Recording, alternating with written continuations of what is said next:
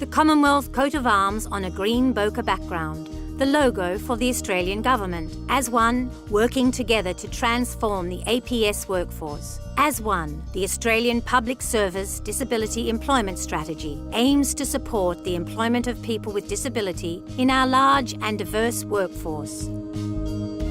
In this video, senior leaders share their experiences of creating inclusive and confident workplaces for people with disability. Why is it imperative for the APS to employ people with disability? Philip Glyde, Department of Agriculture. I think there's a strong business case for having a diverse workforce. We're in fierce competition with the private sector for people with talent, people that have got good intelligence, smart, who've got good judgment, who've got good ideas. Able-bodied people don't have a mortgage on those talents, and if we can change our behaviours and attract people with disability into the workforce, then we're going to achieve our goals more easily. Carmel McGregor. Well, we are a large employer. We should reflect the community we serve. There's an economic imperative in that there's a shrinking available labour force. So we need as many people who can participate as possible and to their optimum level. And on the third level, it's a fair and just thing to do.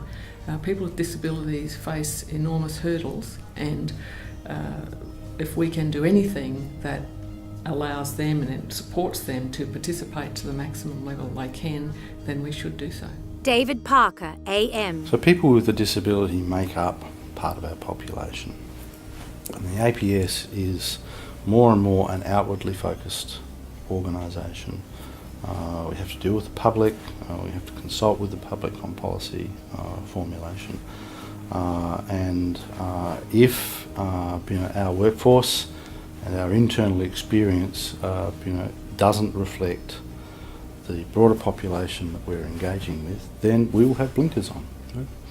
And so I think having people with a disability makes us better at our jobs, helps us provide better advice, better services and so forth. Michelle Cornish. Given the APS is such a large organisation, that's why it is so important that we reflect the community which we serve as public servants. And if we have a high proportion of people with disability, for example, given 1 in 5 have a disability in the Australian population, we should have 1 in 5 who are our employees with disability, then we have people who get it, people who understand, people who can develop programs, policies, provide service delivery which actually makes a difference to people in Australia.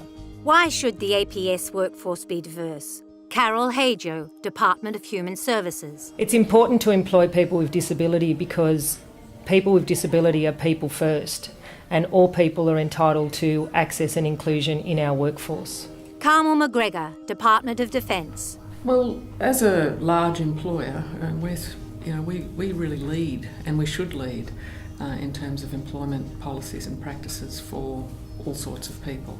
So in terms of people with disability, we've been able to look at ways we can support them in terms of adaptive workplaces and particular facilities which individuals may need.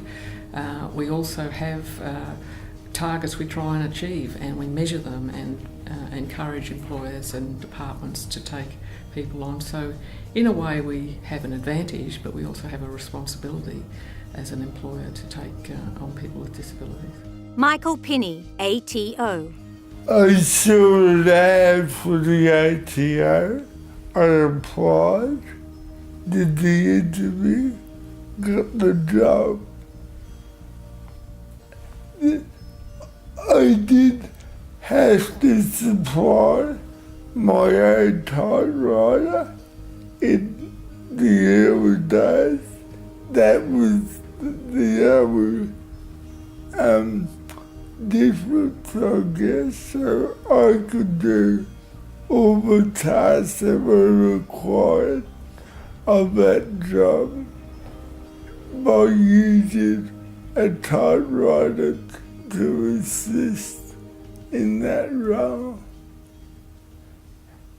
And the other thing is the ADA was a very understanding employer gave me the job, and I was obviously able to perform that role, and 27 years later I'm in an assistant commissioner. So it's all about giving people with disabilities that chance. Let them get the foot in the door, and you'll be rewarded with good, hard-working employees. That's all I need, a chance. What are the benefits of a diverse workforce? Dr. Ian Watt, AO, Department of the Prime Minister and Cabinet. Clearly we match the community better, which is important, but I would have thought the big thing that has changed is that we would have happier workplaces because we have a more diverse group of people, and I think we'd get better outcomes. Carmel McGregor. I am really interested in the issues of a diverse workforce.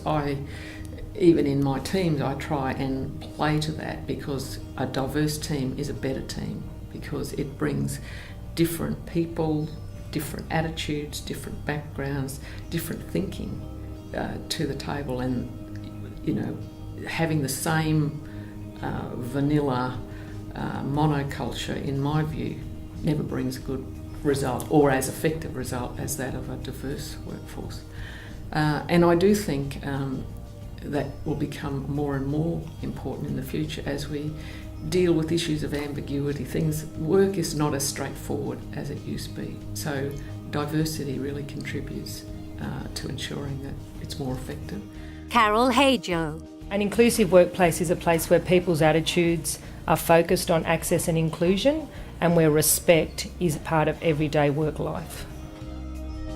As one, working together to transform the APS workforce. The Commonwealth coat of arms on a green bokeh background, the logo for the Australian Government.